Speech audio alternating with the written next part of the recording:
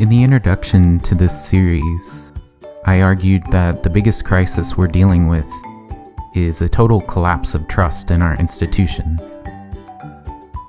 We've really got to get to the bottom of this, and we really need to address it. We demand a lot from our institutions, and we should. They're supposed to be leading the way, carrying the torch, making us proud. But let's not forget that ministering to the needs of millions upon millions of people is really, really hard. Think about it this way. Suppose you run a successful company. You do a great job. You have a 99% satisfaction rate. But that still means 1 in 100 people are angry, annoyed, or frustrated with you. If you have 100 million customers, that means you still have a whopping 1 million people whom you're letting down. So just because you've heard of hundreds or thousands or even millions of people who've been wronged by the government or a business or some other institution doesn't necessarily mean that institution is totally malicious or incompetent. Because the more people you need to serve, the more people you're inevitably going to let down, even if your success rate is pretty darned good.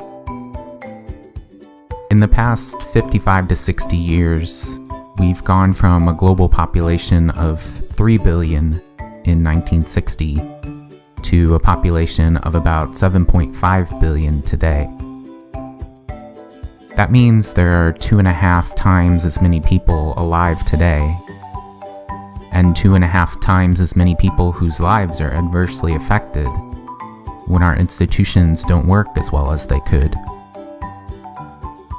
Not only that, but the negative consequences of dysfunctional institutions are far worse than they used to be.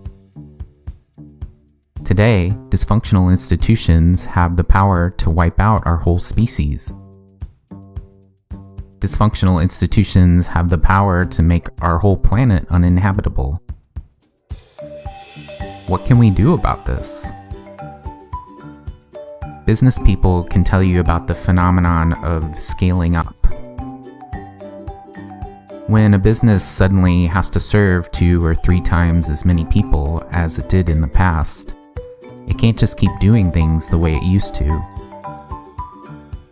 Often, it has to revamp its entire way of operating to meet the needs of this much larger, much more diverse population.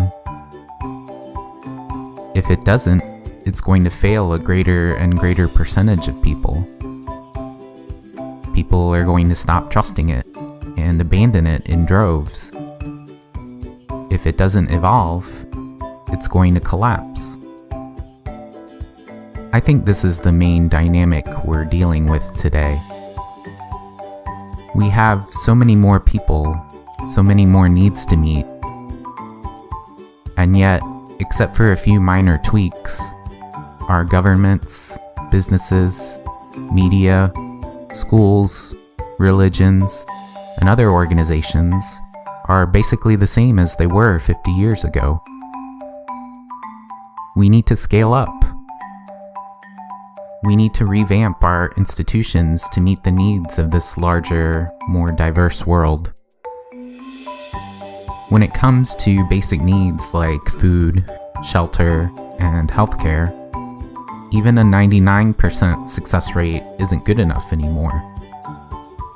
Because even if we hit that target, we're still leaving 75 million people to die. We need to completely rethink how our institutions should function. We need to figure out how to reach fantastic new heights in how we take care of people and manage our affairs.